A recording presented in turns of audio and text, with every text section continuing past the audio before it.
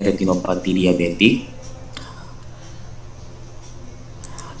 Yang pertama itu identitas pasien, nama Nyonya HM, usia 73 tahun, jenis kelamin perempuan, agama Islam, suku Aceh, pekerjaan pensiunan, dan alamat Darussalam.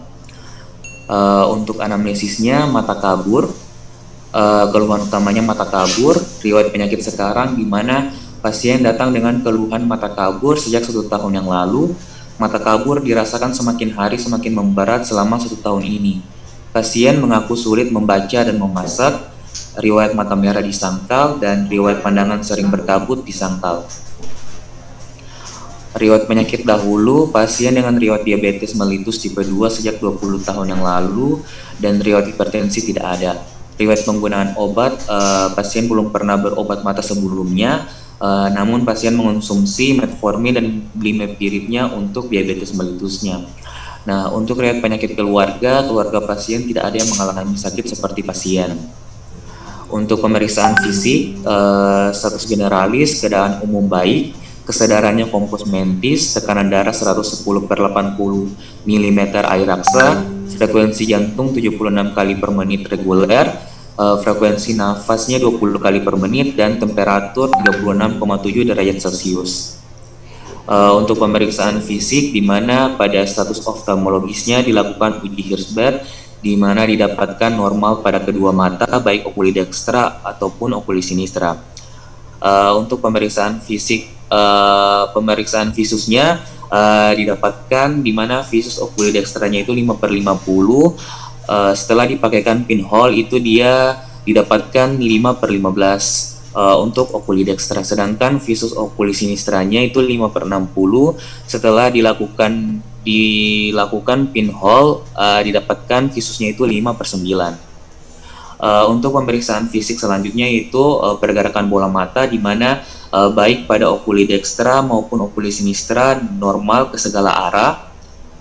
Selanjutnya untuk pemeriksaan segmen anterior, di mana pada palpebranya baik okuli dextra dan okuli sinistra normal. Untuk konjungtivanya baik di okuli dextra dan okuli sinistranya normal. Untuk korneanya okuli dextranya jernih dan okuli sinistranya jernih. Pada COA-nya okuli dextra normal dan okuli sinistra normal. Untuk pupilnya pada okuli dextra bulat, isokor, dan RCL atau RCTL-nya positif. Sedangkan pada okuli sinistra berbentuk bulat, isokor, dan RCL atau RCTL-nya itu positif. Untuk bagian mata iris, untuk okuli dextranya itu normal dan okuli sinistranya itu normal. Dan lensanya pada okuli dextra dan okuli sinistra normal. Nah, untuk pemeriksaan penunjang, di mana didapatkan pada pemeriksaan visus, visus okuli dextranya itu 5/20 dan dipakaikan pinhole itu dia 5/15. Sedangkan pada visus okuli sinistra didapatkan 5/15, setelah dilakukan pinhole didapatkan 5/9. Selanjutnya untuk resumenya, pasien datang dengan keluhan mata kabur sejak 1 tahun yang lalu. Mata kabur dirasakan semakin hari semakin memberat selama 1 tahun ini, dan pasien mengaku sulit membaca dan sulit memasak. Riwayat mata merah di sangkal, riwayat pandangan seperti berkabut di sangkal, dan pasien memiliki riwayat diabetes mellitus tipe 2 sejak 20 tahun yang lalu. Keluarga pasien tidak ada yang mengalami sakit seperti pasien. Untuk diagnosa kerjanya yaitu retinopati diabetik. Untuk tata laksananya diberikan non-core 4DD GTT1 okuli dextra sinistra. Selanjutnya diberikan Caterland ID 4DD GTT1 okuli dextra sinistra, dan diberikan Sohobion 2x1 tablet. Untuk prognosisnya, quo et vitamnya itu dubia et bonum, quo et functionamnya itu dubia, dan quo et sanationamnya itu dubia. Baik, Tabedok izin lanjut ke referat mengenai retinopati. Diskusi dulu. Ada yang ngerti nggak? Sudah ngerti nggak? Jangan terus. Sekarang dulu diskusi. Sudah ngerti semua nggak ini?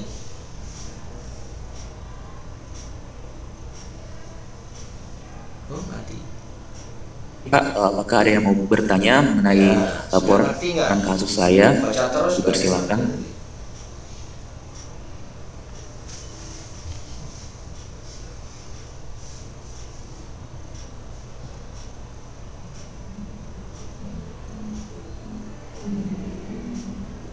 Pertanyaan dasar, kenapa kok didiagnosa retinopati diabetes? Diagnosanya dari mana dasar diagnosanya?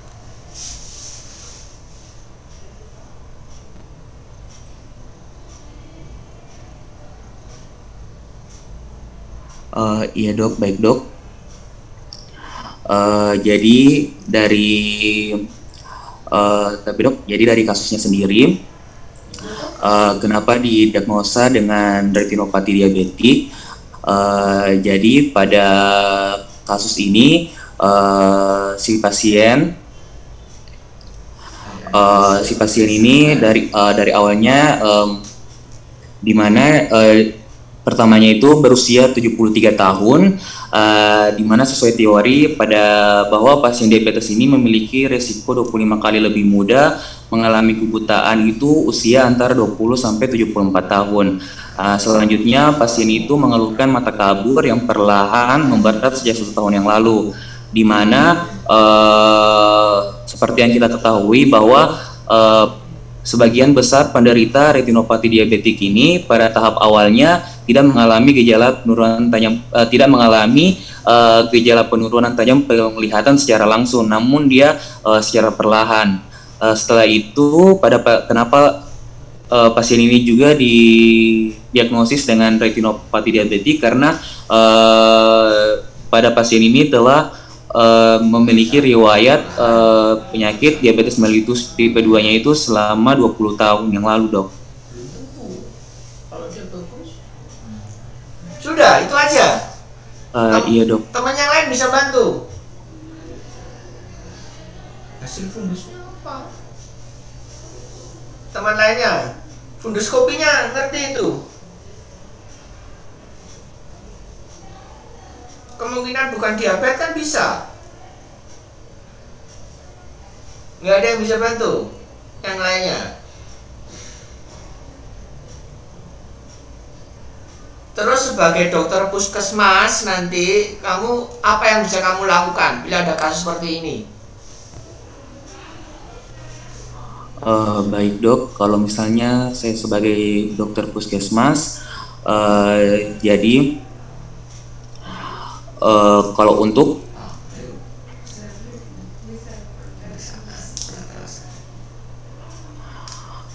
jadi kalau sebagai mendapatkan kasus ini, jadi awalnya itu kita bisa melakukan screening awal pada pasien, dok. Jadi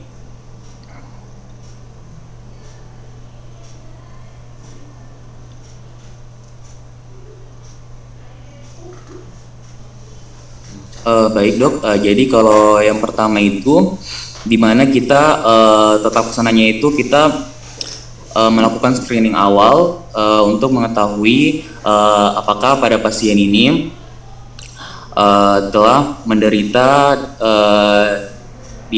diabetes mellitus tipe 2-nya. Selanjutnya kita melakukan kontrol faktor risiko sistemiknya, di mana ada beberapa poin yang dapat kita perhatikan dalam kontrol faktor risiko sistemiknya, seperti di mana yang pertama itu kita kontrol kadar gulanya yang secara optimal. Setelah itu kita deteksi tanda retinopatinya yang mengancam penglihatan dengan melakukan screening yang efektif, dan kita melakukan follow up yang rutin. Selanjutnya kita juga mengontrol kondisi sistemik lainnya yang berhubungan diabetes, seperti hipertensinya, dislipidemianya, dan anemia. Selanjutnya kita melakukan kontrol efek diabetesnya juga pada organ lain, yang terutama pada kegagalan ginjal. Selain itu, kalau kita bisa melakukan screening retinopati diabetik, di mana rekomendasinya itu dilakukan pemeriksaan funduskopi yang dilakukan kalau dia terdapat non proliferatif diabetes retinopati, yaitu dianjurkan melakukan screening setiap 6 bulan. Kalau pada severat atau pada tipe yang berat, non proliferatif diabetik retinopati itu setiap 3 bulan, dan untuk pada proliferatif diabetes retinopati dianjurkan setiap 2 bulan. Dan untuk terapi farmakologinya ada beberapa pilihan terapi farmakologi yang bisa diberikan, yaitu seperti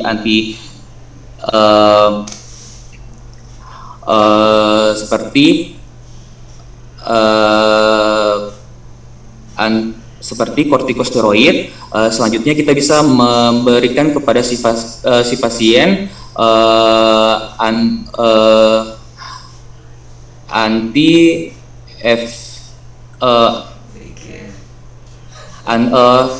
memberikan antivaskular endothel growth factor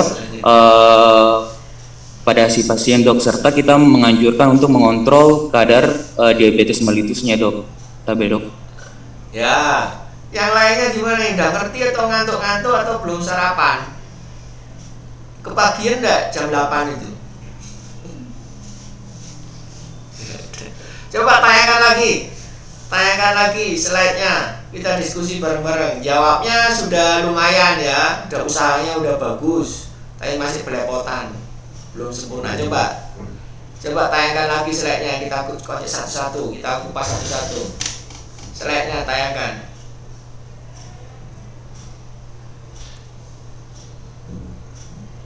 Tapi dok, saya izin bertanya, dok.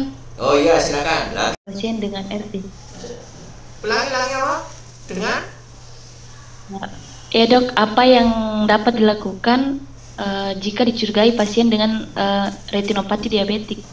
Nah, silakan diulang lagi. Presentasi tadi kan udah jawab. Coba kalau ketemu retinopati diabetik gimana, Mundin? Coba. Iya dok, baik dok. Jadi jika dicurigai pasien dengan retinopati diabetik, ya bisa dilakukan screening awal pada pasien yang dicurigai menderita retinopati diabetik dengan melakukan pemeriksaan endoskopi pada penderita diabetes mellitus, yang dimana untuk misalnya dia tidak terdapat retinopati diabetik atau terdapat gejala ringan non proliferatif diabetik retinopati, itu dianjurkan setiap tahun.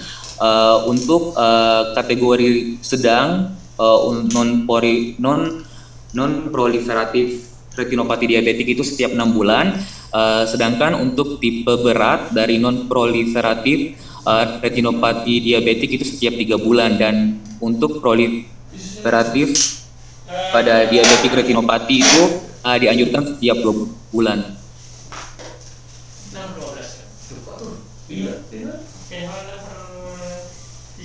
Oh iya. Tabe, bagaimana dari penanya?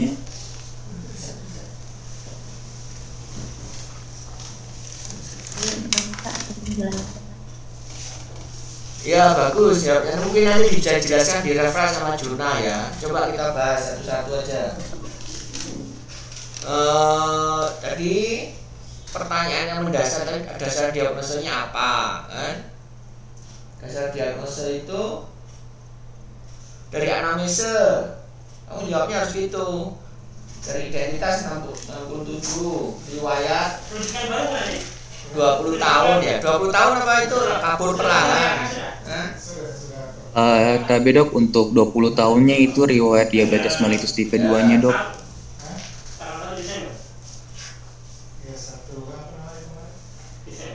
Jadi dari anamnesisnya sendiri, dok, pasiennya ini memiliki keluhan mata kabur sejak 1 tahun yang lalu.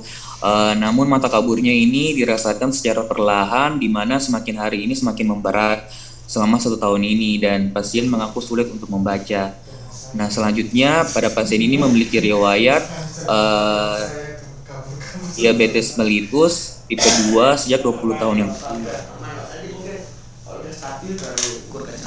Enggak, ini dari anamnesa itu kalian bisa tanya ya, anamnesanya kabur perlahan dengan matanya tidak ada anamnesa warna merah, nggak ada nyeri. Nah, kemungkinannya apa aja? Kalau kabur perlahan, terus tidak ada merah, kemungkinannya dari amnesia apa aja?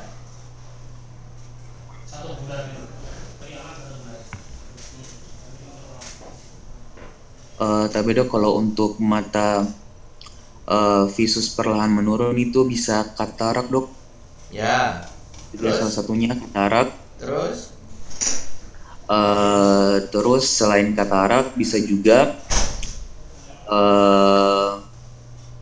glaukoma dok. Glaukoma apa?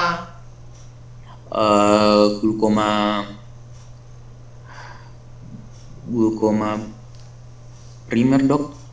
Primer apa?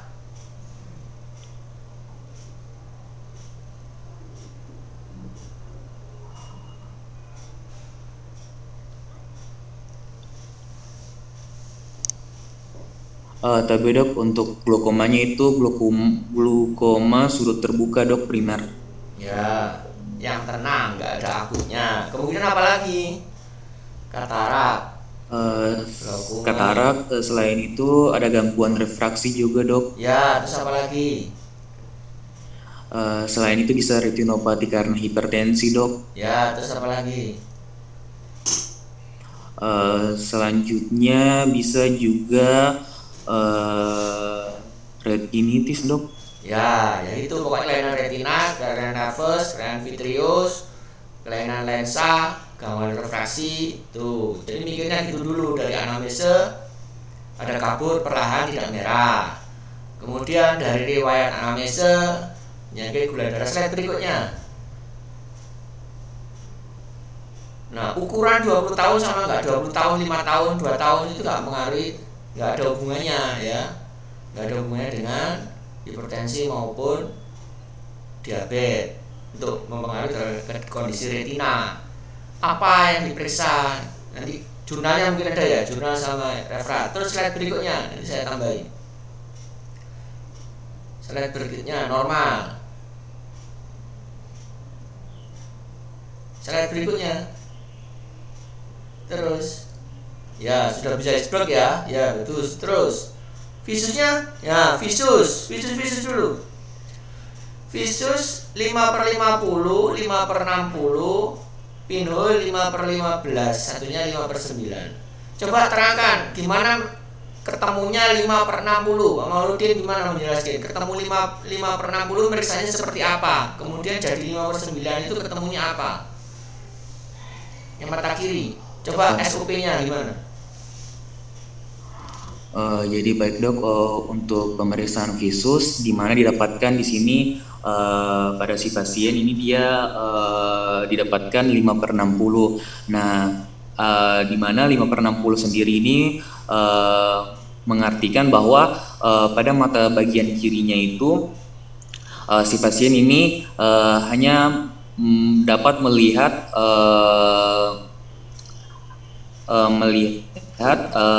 lambaian tangannya itu dia pada jarak 5 meter, sedangkan pada orang normal sendiri itu dia 60 meter dok. Sedangkan setelah dilakukan pinhole, setelah dipasang pinhole, si pasien ini dapat melihat pada jarak 5 meter dan pada orang normal itu dia 9 meter dok.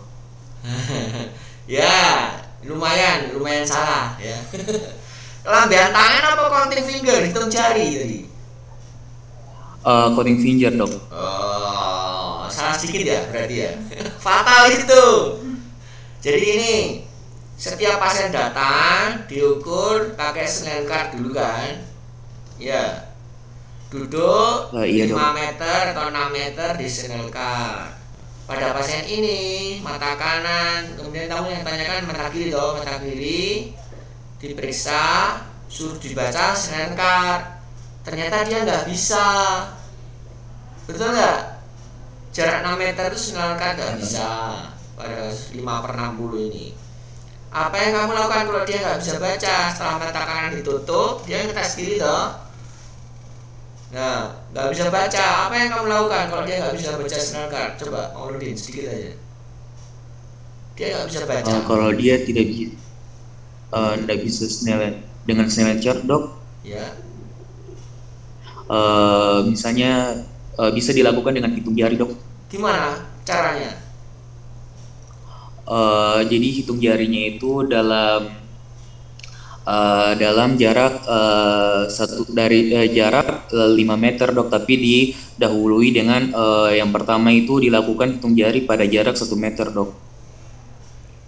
Kurang betul ya.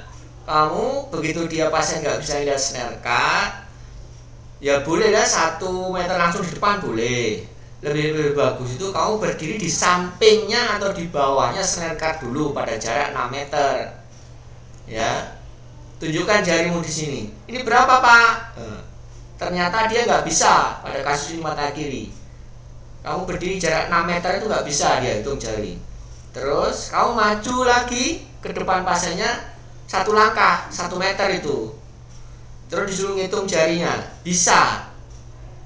Nah, dari jarak 5 meter dia baca, itulah keluar VUS 5/60. Itu ceritanya. Kemudian maju lagi jelas bisa toh, 4 meter, 3 meter bisa. Kemudian dilakukan pinhole. Ngerti pinhole? Gimana itu? Tahu barangnya? Iya dok, yang seperti kacamata dok. Terus kacamata apa? Yang Kan sudah seperti pakai kacamata dia. Tapi kayak salah satunya itu bisa ditutup dok. Kan tadi sudah Jadi ditutup. kerjanya kayak Mata kanan kan sama- sudah ditutup. Ini pakai yang occluder. Terus mata kiri, kemudian Iya dok. ada. Ada lubang kecilnya dok. Tutup seperti occluder aja. Yang lain-lain biasa, yang biasa. Occluder biasa, occluder yang biasa yang lain. Yang sebelahnya hitam itu. Terus ambilkan, carikan itunya. Terserah kalau yang gelap, ya udah itu. Ya, kalau occluder kan biasanya seperti ini. Tadi kan ditaruh mata kanan, ya kan, pemirsa kiri toh. Kemudian mata kiri ditaruh occluder. Nah, occludernya itu seperti ini, ada lubangnya. Nah, itu kelihatan ada lubang. Lihat video semua. Ada lubang kecil toh. Lain dengan yang ini tertutup iya, dok. semua. Nah, ini namanya pinhole ini. Pin titik, lubang titik. Ya 2 mili. Nah, baru maju. Ternyata lebih terang, tapi nggak sampai 5/5 atau 6/6. Itu maksudnya pinhole nggak maju. Artinya apa? Kalau dia nggak bisa 6/6 atau 5/5. Artinya apa di pikiran kalian? Setelah dari anamnesa, pemeriksaan visus, pinhole nggak maju, nggak ada perbaikan sampai 6/6. Apa yang dipikirkan kalian?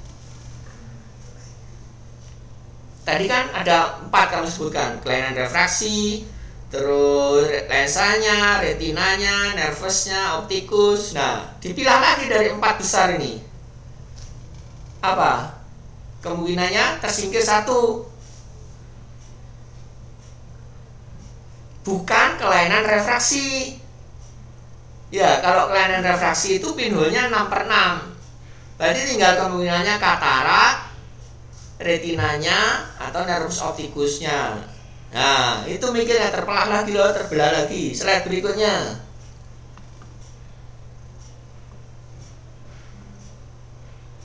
Ini normal berarti nggak ada sarafnya rusak. Terus, nah ini coba perhatikan kemungkinan dari ada 3 ada sisanya toh.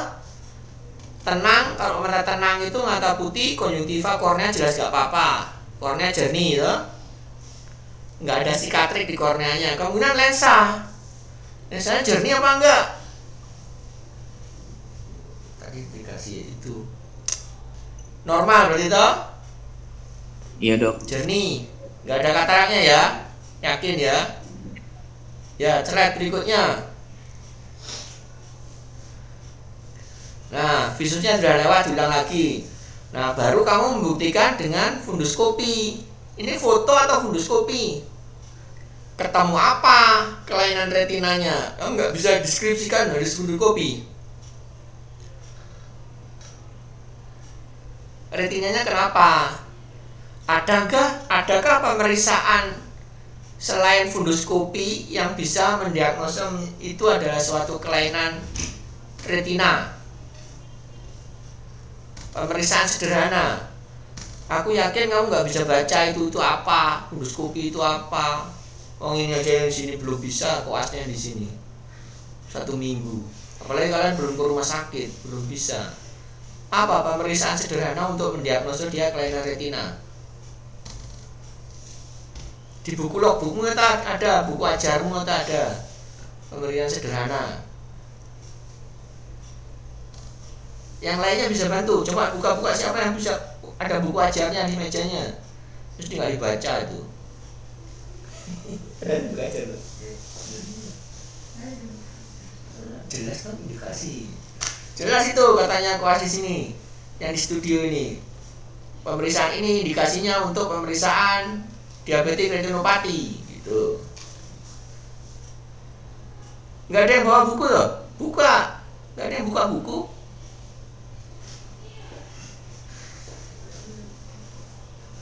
Nggak bisa, nggak ada yang tahu. Ada bukunya, coba tunjukkan bukunya. Halaman berapa? Buka jarum coba, dilihat. Coba cari Amsler Grade. Halaman 205. Nggak ada yang buka buku ini. Halaman 205. Ada videonya. Coba lihat ada Amsler Grade. Kalau di puskesmas kan mereka itu pakai itu endoskopi, saya yakin nggak bisa. Sudah pernah lihat endoskopi? Ini bendanya sudah tahu caranya. Ini caranya. Ini kan. Nanti belajar kalau dari rumah sakit, kan sudah ada rumah sakit nanti. Amsler Grade sudah dibaca, ngerti? Iya dok, ada pemeriksaan Amsler Grade. Ya, indikasinya untuk. Ya, nanti kalau kalian bikin status portofolio lagi di rumah sakit, kurang dapat pasien, pemeriksaan Amsler Grade tambah ya, harus ada itu. Oke, jadi gambaran retinopatinya ini nggak jelas karena kecil ini saya nggak bisa melihat. Ada nggak mikroaneurisme? Ada nggak eksudat? Ada nggak pembuluh darah baru untuk menentukan dia retinopati yang proliferatif apa enggak? Terus membedakan kelainan retinitis yang lain. Mana enggak didiskusikan toh? Untuk menegakkan diagnosanya kan harus ada bukti itu, deskripsi dari endoskopi untuk menegakkan ini hipertensi atau hipertensi retinopati yang lain ya. Baru diagnosanya slide berikutnya. Udah rangkuman, ini nggak menunjukkan bahwa menegakkan diagnosa. Slide berikutnya. Nah, kamu dasar diagnosanya ini kurang ya. Gambaran retinopatinya nggak kamu tuliskan. Kan masih kemungkinan ada retinitis pigmentosa, ada hipertensi retinopati itu ya. Dasar diagnosanya itu. Terus screeningnya ya udah betul tadi jawabnya. Screeningnya caranya. Terus dicek lagi kalau di puskesmas penata laksanaannya, dicek yang penyakit yang lain, hiperlipidemia itu udah jawab betul, jawabnya pintar tadi ya. Cuma tadi pemeriksaan dasar awalnya, kapan merujuknya ke spesialis 6 bulan, tadi udah jawab betul. Kontrol lagi, terus preventif dan promotifnya ya, olahraga, dietnya, makanan, kontrol. Ada lagi pemeriksaan yang belum menunjukkan progresivitas retinopatiknya. Selain gula darah, kamu harus periksa apa? Udah tadi kolesterol. Yang menunjukkan progresivitas retinopati, kandungan HB di gula, HbA1c-nya. Ya itu penting, sekarang harus tahu dokter umum diperiksa HbA1c. Di jurnal ada tadi nanti ya. Terus coba penata laksananya. Nah, kenapa dikasih non-code Cartares Hobion? Dokter puskesmas boleh nggak ngasih ini? Kenapa kok 4 kali? Nggak 6 kali, nggak 3 kali, nggak 2 kali? Coba bisa jelaskan, biar temannya tahu semua. Non-code itu apa?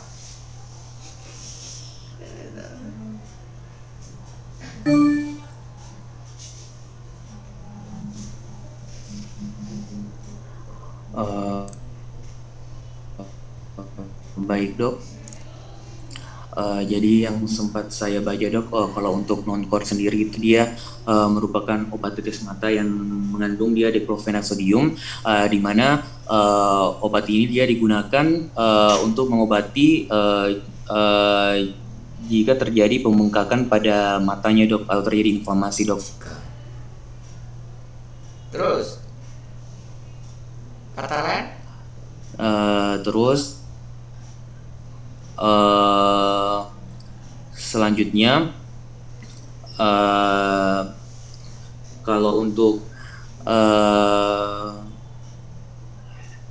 dimana kalau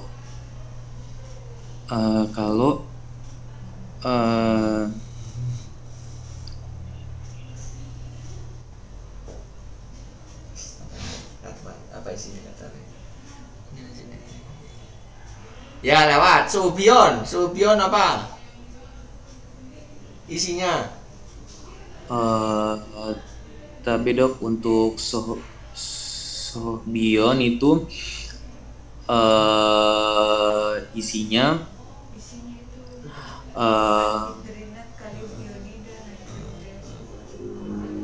tapi dok kalau Sobion itu kandungannya itu vitamin B1 dok, vitamin B1, B6 dan B12. Ya, dibayar berapa sama Suhu kamu ngeresapi pakai B komplek itu? Oh no. Itu pabriknya Suhu. Kalau lulusan UMI ya jangan merek yang disebut. Ya nanti kamu ngeklaim iklan itu namanya, dibayar berapa. Terus kenapa kok 4 kali 1? Kalau minum 2 kali 1? Ini cari ya, kenapa tetesnya kok 4 kali 1? Apakah farmakokinetiknya? Oh iya. Farmakokinetiknya seperti itu. Bedakan tetes dengan minum. Kalau amoksisilin kan 3 kali sehari, yang kalian tahu paracetamol 3 kali sehari. Apa kalau tetes itu masuk pembuluh darah juga sehingga 3 kali 1 atau 4 kali 1? Kalau mekanisme tetes air mata itu seperti apa? Apakah betul itu tiap 4 jam sekali, 3 jam sekali ditetesi? Dasarnya dari mana? Betul tadi kalau untuk non-core itu sering dipakai kalau ada edema makula. Pada pasca operasi sudah terbukti itu, pasca operasi katarak. Tapi ini kan nggak ada pemeriksaan edemanya, makulanya ada edem nggak? Karena nggak ada pemeriksaan Amsler grade tadi. Kalau Amsler grade-nya positif bisa terbukti rasional dikasih non-core. Katalen untuk mencegah katarak, katanya belum ada bukti mencegah katarak. Kan ngasih jernih lensanya tadi.